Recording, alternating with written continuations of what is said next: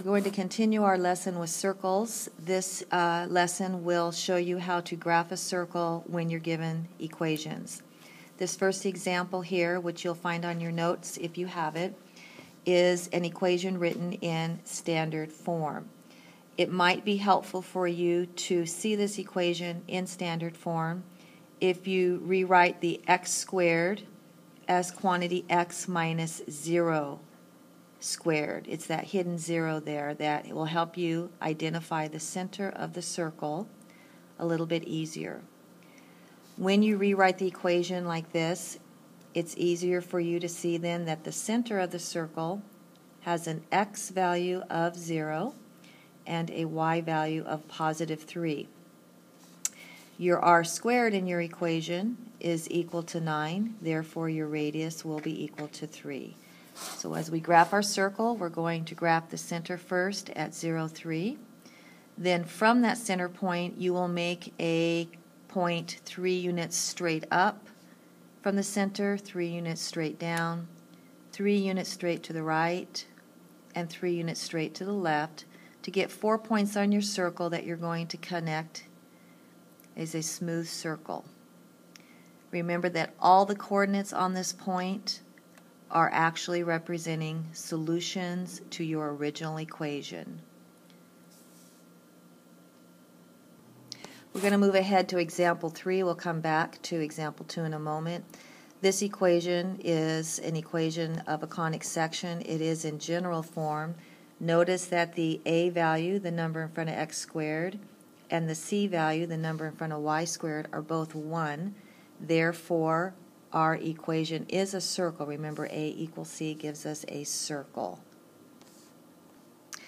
We can't recognize the center nor the radius of a circle from an equation in general form, so we're going to need to change this equation into standard form by completing the square. So we will complete the square of this equation in order to recognize our radius and our center of our circle.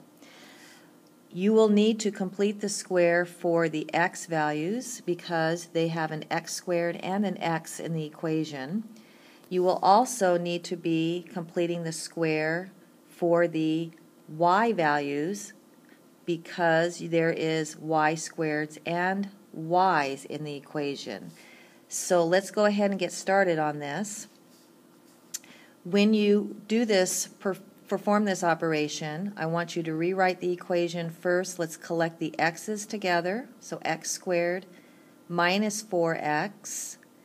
And then we will go ahead and complete the square for the x terms by taking half of the negative 4, squaring that value, which gives us a value of 4. We'll continue on by collecting the y squareds and the y's together and completing the square for the y terms. So we take half of the 6, which is 3, and square it to get our 9. At the same time, I want you to take that positive 4, the constant, move it to the other side of the equation, and balance your equation by adding the 4 on the right-hand side that you just added on the left-hand side, and also adding the 9 to the right-hand side that you just added to the left side. So we balanced the equation. Let's see if I can help you see those values a little bit better. This 4 here that I'm going to try to designate a little bit more represents the same 4 over here on the right-hand side. Our next step, if you remember when we complete the square, is to take each trinomial and write it as a binomial squared.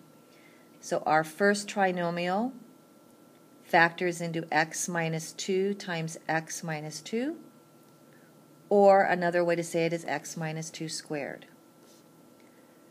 We still have an addition here that we need to bring down, and we'll factor our second trinomial, our y's, which will factor into y plus 3 times y plus 3, or in other words, y plus 3 squared. The right-hand side of the equation we're going to simplify. In this case, our 4's will cancel out, and we're left with a 9.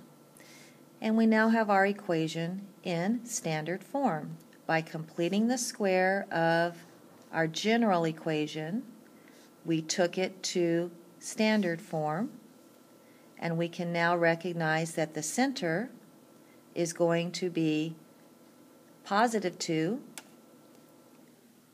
negative 3, and our radius will equal 3. So let's quickly graph that.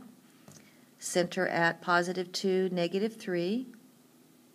Remember, you're going 3 units straight up, 3 units straight down, 3 units to the right, and 3 units to the left.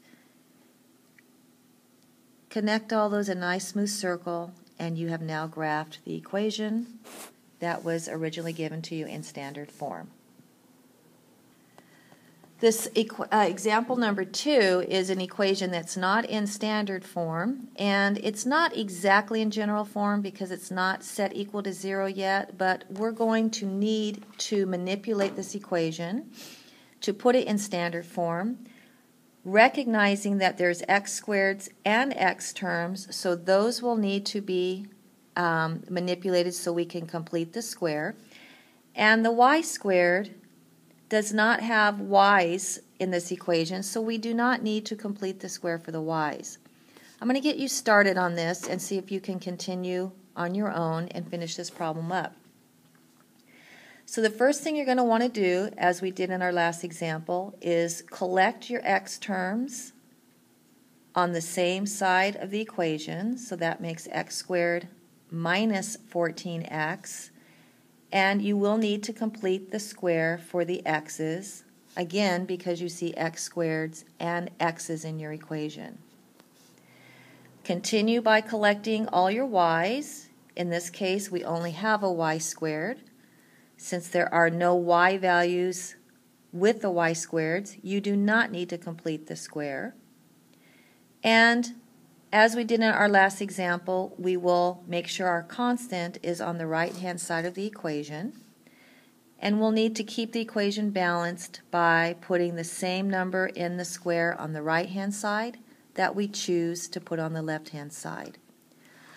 I'm going to give you a moment to see if you can finish this up on your own, so please pause the video and try on your own, and I'll come back with you when you're ready to help you finish this up if you need help or to let you check your answer.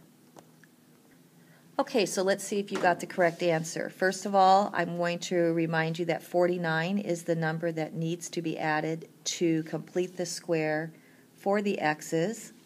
When we add the 49 into the box on the left side, we need to add it on the right side. I've reminded you in green down here how you get that 49 if you forgot how to get that.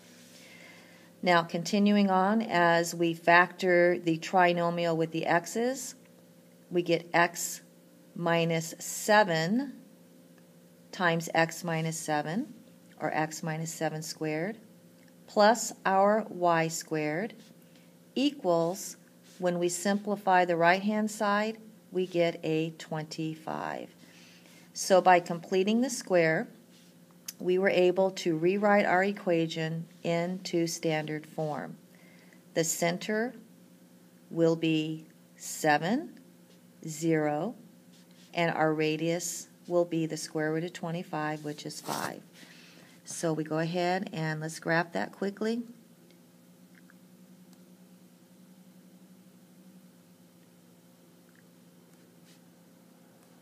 See if I can get my points on here right this time.